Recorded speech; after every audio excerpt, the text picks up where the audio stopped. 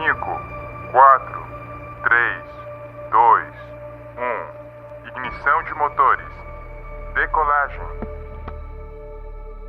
O programa aéreo está no horário. A resposta do veículo espacial é normal. O voo é tranquilo. Pouquíssimas turbulências.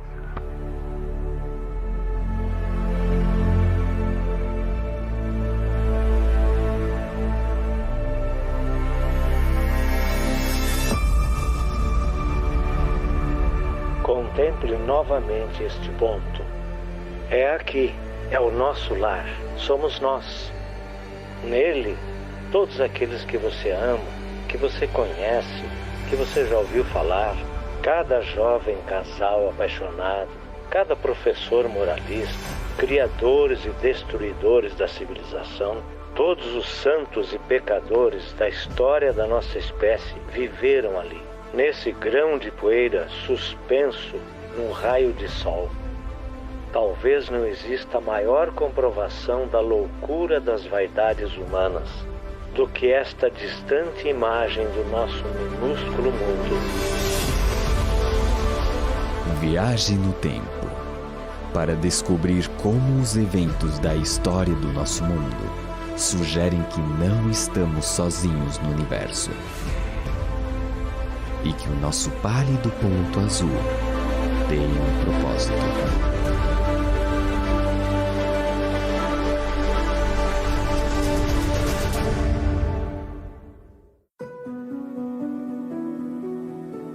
Milhares de anos atrás, em uma área hoje conhecida como o berço da civilização, um rei ambicioso teve uma experiência que moldaria o mundo no futuro. Babilônia foi a maior cidade da Terra e seu legado continua vivo. Passando pela imponente Porta de Ishtar, os viajantes encontraram uma cidade repleta de vida e cheia de ouro e riquezas. Esta joia da antiguidade foi a inveja do mundo. Qualquer pessoa que visitasse a Babilônia, no auge do seu poder, ficaria absolutamente pasmado diante do espetáculo da sua arquitetura e pelo fato de que ali se reuniam na cidade pessoas de todo o mundo. Foi uma verdadeira metrópole. Babilônia se proclamou a primeira cidade do mundo, a primeira cidade que os deuses haviam criado. E essa presunção reflete o fato de que realmente era uma metrópole de ordem e escala que o mundo nunca tinha visto antes. Certa noite, o rei da Babilônia, Nabucodonosor, foi despertado por um sonho incomum. Um jovem escravo hebreu, de nome Daniel, foi chamado para interpretar o sonho. Daniel, como muitas pessoas no mundo antigo, acreditava que os sonhos eram significativos e que Deus se comunicava, ou os deuses se comunicavam através dos sonhos. E Daniel acreditava que o seu Deus, o Deus dos hebreus, sabia o significado e a interpretação deste sonho. Em seu sonho, o rei viu uma estátua gigante feita de ouro, prata, bronze e ferro, com os pés de ferro misturado com barro. Daniel revelou que cada metal representava um poderoso império, que começava com Babilônia como a cabeça de ouro. Ele previu com precisão o surgimento e a queda dos impérios.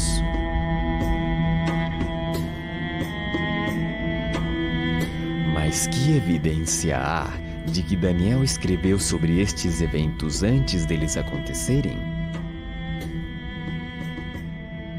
Os manuscritos do Mar Morto contêm seções do livro de Daniel e são datados do século II a.C. O historiador judeu Joséfo conta que os escritos de Daniel foram apresentados a Alexandre o Grande quando visitou Jerusalém no século IV a.C. E os estudiosos têm demonstrado que o aramaico usado no livro de Daniel se encaixa perfeitamente ao aramaico do VI século a.C.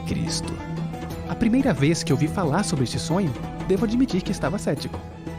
Me refiro a que É difícil acreditar que mais de 2000 anos de história humana foram antecipadamente relatadas num sonho de somente 150 palavras. E eu fui confrontado com a ideia de que ou estamos lidando com algo que poderia ser uma farsa, uma mentira, ou algo sobrenatural está em jogo. Daniel havia predito que um império representado pelo peito e braços de prata se levantaria para conquistar Babilônia. No auge do domínio babilônico, Daniel predisse que se levantaria um reino inferior.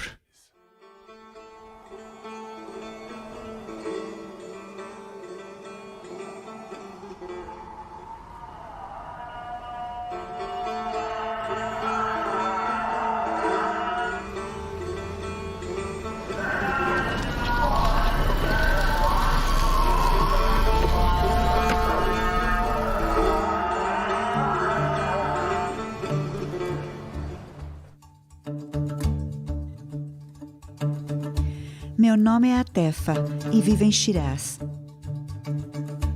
uma das cidades mais bonitas do Irã, conhecida por seus jardins e seus poetas. No meu tempo livre, adoro tirar fotos. Como mulher muçulmana, fico admirada cada vez que venho nessa mesquita. Muçulmanos, judeus e cristãos consideram Daniel como um profeta sagrado.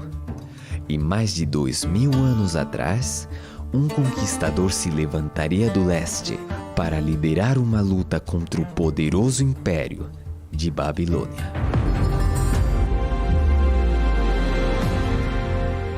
Por alguns anos antes da queda de Babilônia, os babilônios sabiam que o rei do que eles chamavam Parso ou Pérsia, um homem chamado Ciro, estava conquistando grandes partes do mundo além das suas fronteiras.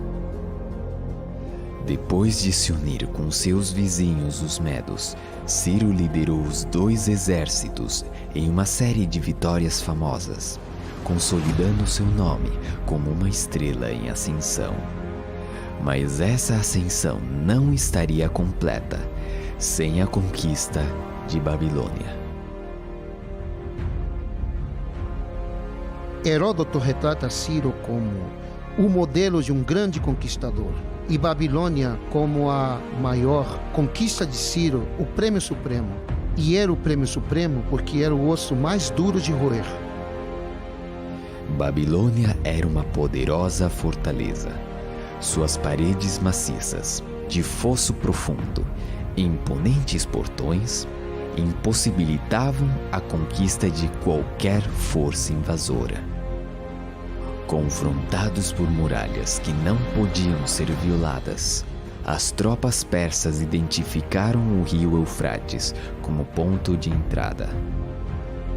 Desviando a corrente rio acima, as tropas de Ciro puderam marchar ao longo do leito do rio, por baixo dos portões, até o coração da cidade.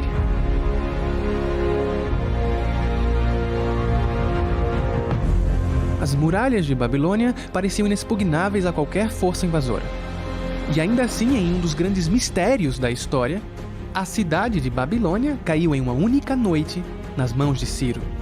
E só então, quando Ciro tomou Babilônia, é que o rei da Pérsia pôde se chamar de o rei do mundo.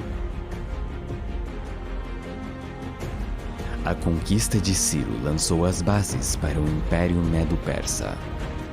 Seus grandes complexos palacianos ainda podem ser vistos hoje. Quando percorro as ruínas dessas cidades antigas, sinto uma forte ligação com o passado. Sinto que o legado e as mensagens do passado continuam vivos hoje.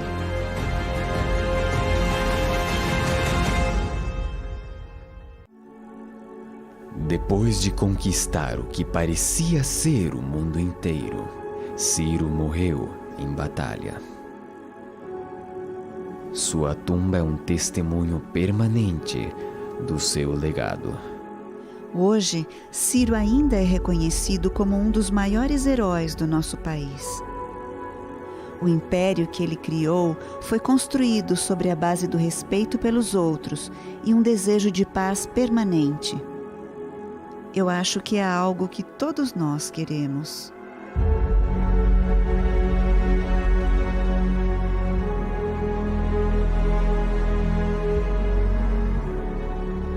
Quando os reis da Pérsia morriam, seus corpos eram enterrados aqui. Sua altura significativa era um símbolo apropriado de seu domínio e força.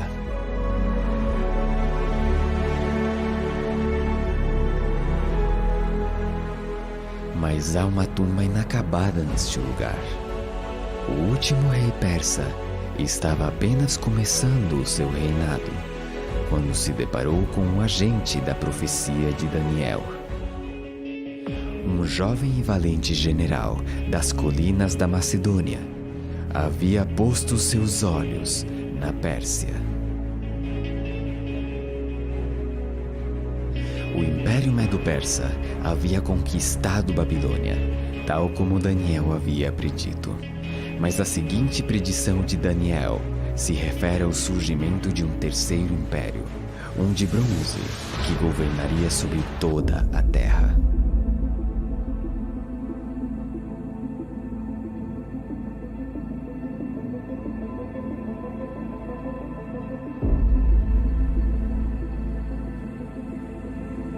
Escalar aqui é uma espécie de tradição que passa de pai para filho. Temos rotas fáceis, com rochas pequenas, mas também temos as rochas grandes. A mais alta tem 250 metros. Sentimos medo ao escalar, mas é assim que se desfruta mais. Antes de subir, costumo respirar profundamente. É tranquilo lá em cima. Dá para sentir a solidão.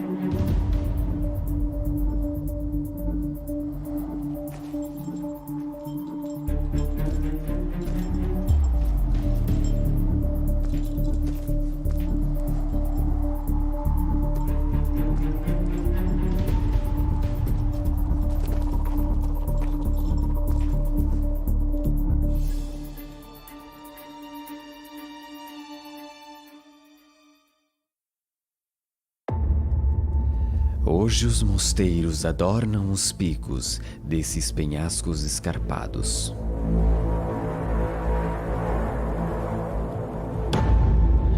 No século XIV, um monge solitário chamado Varlan escalou essas rochas íngremes para construir um mosteiro.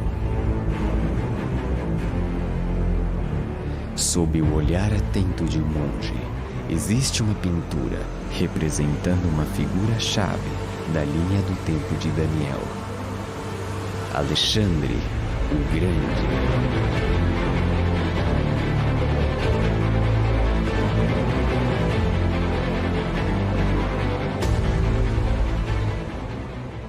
Alexandre nasceu no pequeno estado da Macedônia.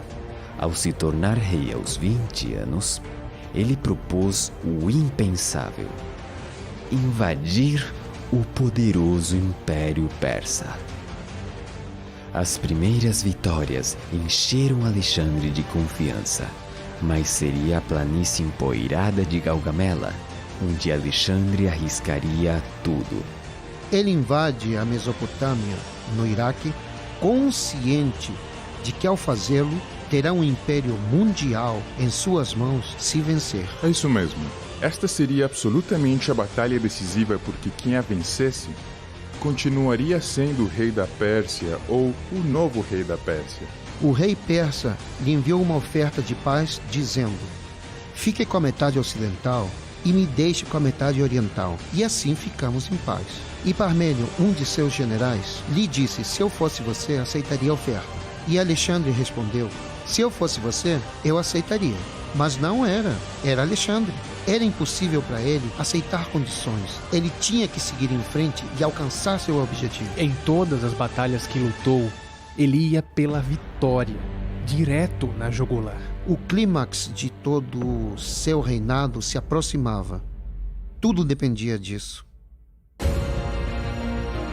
Levando suas forças para o flanco direito, Alexandre forçou uma brecha na linha persa. Carruagens persas reagiram em direção à esquerda grega. Alexandre aproveitou a abertura e perseguiu o rei persa em retirada a cavalo. Embora em grande desvantagem, em solo estrangeiro, Alexandre comandou uma famosa vitória. Ele provocou a queda de um império e a ascensão de outro. O Império de Prata foi substituído pelo Império de Bronze, assim como Daniel disse que seria.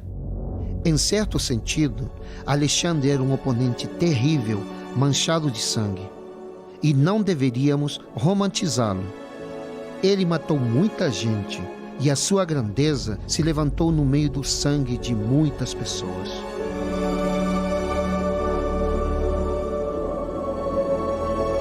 Alexandre se estabeleceria em Babilônia, no antigo palácio do rei Nabucodonosor. Mas ao refletir sobre suas conquistas, chorou, porque não havia mais terras para conquistar. Alexandre estava literalmente fazendo história. Ele marca a transição de uma era para outra. Sem a genialidade de Alexandre e sem a revolução militar que iniciou Felipe, seu pai, é perfeitamente possível imaginar um mundo onde o Império Persa ainda existisse. Em muitos sentidos, eu diria, assim como outros já disseram antes de mim, Alexandre Magno foi a sua própria maior criação. Seu império grego havia conquistado o mundo então conhecido com assombrosa velocidade. Um homem cumpriu a profecia de Daniel. Daniel previu que um quarto império tomaria o poder global. Finalmente haverá um quarto reino, forte como o ferro. E assim como o ferro despedaça tudo, também ele destruirá e quebrará todos os outros. Localizada no coração do mar Mediterrâneo, é uma cidade que passou da escuridão a se tornar o centro de um império global. Roma, Caput Mundi, capital do mundo.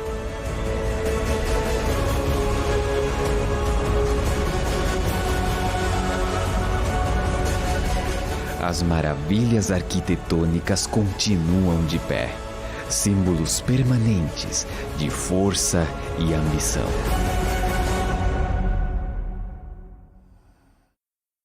Durante mais de 20 anos, Adriano Morabito estudou os alicerces do Império Romano, profundamente escondidos abaixo do solo.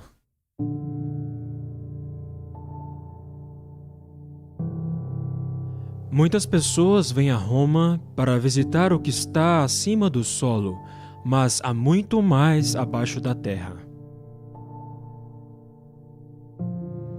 Roma era uma mega cidade do passado. A grandeza do Império Romano é devido à rede de estradas que foram feitas para conquistar os diferentes territórios e à construção de aquedutos adequados para cada cidade. Foram construídos aquedutos que possibilitaram o crescimento da cidade. E também se construíram estradas, as quais foram essencialmente, em outras palavras, como uma espécie de rede através do território conquistado. Existe um ditado muito conhecido que diz que todos os caminhos levam a Roma. Mas creio que seria melhor dizer que todos os caminhos saem de Roma. As estradas romanas levavam suprimentos e soldados para os confins do império, provocando carnificina e brutalidade por onde passavam. Quando as tropas ocidentais atacam, eles se gabam de quão poucas baixas foram infligidas. Quando Júlio César foi para Gália, ele se gabou de quantos havia matado. Mas o derramamento de sangue não estava restrito a terras estrangeiras. Os espectadores se reuniam no Coliseu para ver como milhares de pessoas eram assassinadas violentamente. Em muitos sentidos, a arena é a instituição romana por excelência. Esta foi uma expressão de sua virilidade e de sua superioridade sobre o mundo bárbaro e sobre o mundo natural. No auge do Império Romano, aproximadamente 1 em cada 5 pessoas do planeta viveu e morreu sob o domínio do imperador. Suas fronteiras estendiam-se do norte da África até a Britânia. Por volta de 476 d.C., as invasões bárbaras tinham reduzido as fronteiras do Império Romano a um tamanho não visto em 6 séculos. Havia predadores nas fronteiras.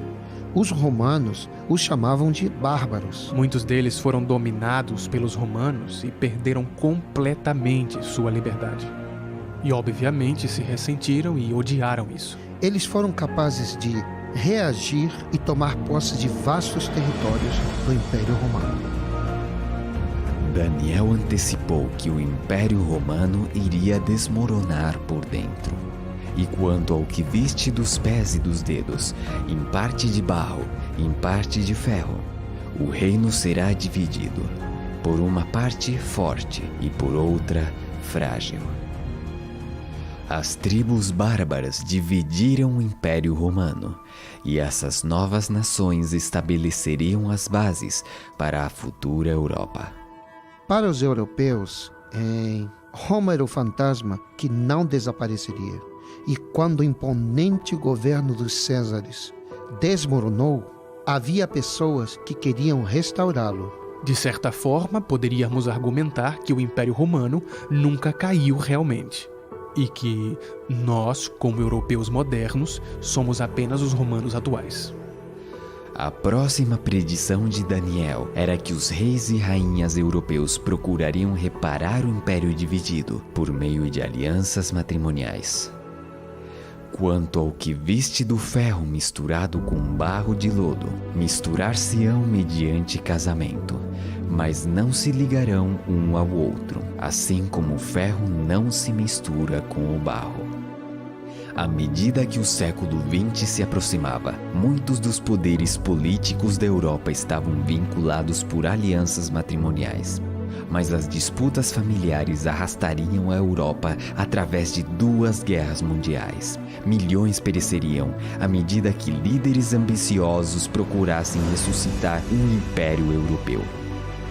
Determinados a nunca permitir que a Europa mergulhasse em outra guerra sangrenta, os líderes mundiais se uniram para assinar tratados de paz, abrindo caminho para o desenvolvimento da União Europeia, mas a tensão continua. Desde que as fronteiras abertas foram amuralhadas, os medos sociais e religiosos se espalharam pelas ruas. A desigualdade econômica, o desemprego crescente e o extremismo político estão ganhando terreno. Está claro, o ferro e o barro não se misturam. O sonho de Daniel contém 7 elementos proféticos: Babilônia, Medopérsia, Medopérsia, Grécia, Grécia, Roma, etc. E desses 7 elementos proféticos, 6 deles já aconteceram. Agora basta a força da lógica e das probabilidades que sugerem que, se 6 dos 7 elementos proféticos já ocorreram, é muito provável que o 7º também ocorra. Daniel predisse que o ouro da Babilônia passaria em mãos de outro. Que o império de Ciro chegaria ao fim.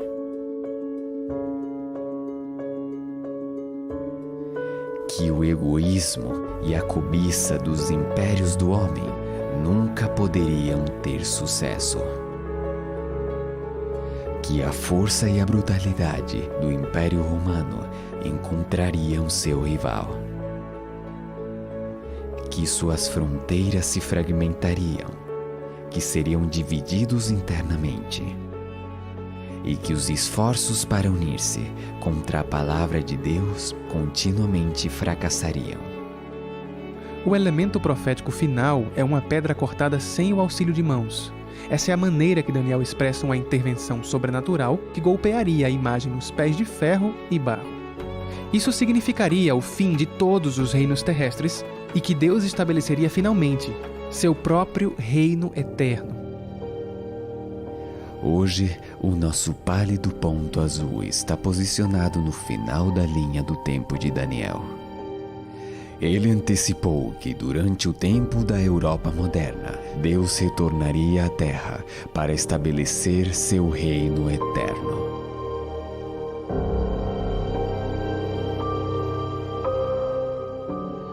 A Terra é um palco muito pequeno em uma imensa arena cósmica. Pensem nos rios de sangue derramados por todos os generais e imperadores, para que, na glória desse triunfo, pudessem ser os senhores momentâneos de uma fração desse ponto.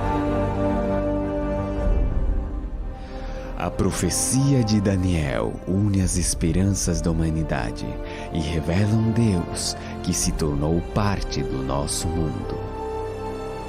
As últimas palavras de Daniel para o rei foram de que o sonho era certo e sua interpretação fiel. Nossas vidas são muitas vezes caracterizadas por coisas que não são certas nem confiáveis. Enfrentamos o futuro com ansiedade e confusão. Mas toda essa narrativa sugere fortemente que a história humana e nossa história pessoal estão indo em uma direção. Que na verdade existe um propósito, uma esperança e até mesmo um destino. Milhões se perguntam se há um Deus lá em cima, observando a nossa terra girar em direção a um futuro sem sentido. Mas em nenhum lugar a realidade de Deus é mais evidente do que nos escritos de Daniel. Sua extraordinária revelação da história dos impérios mundiais desafia a razão e o acaso. Ele fala da mão de Deus, guiando a história do nosso mundo e do próximo reino que há de se estabelecer.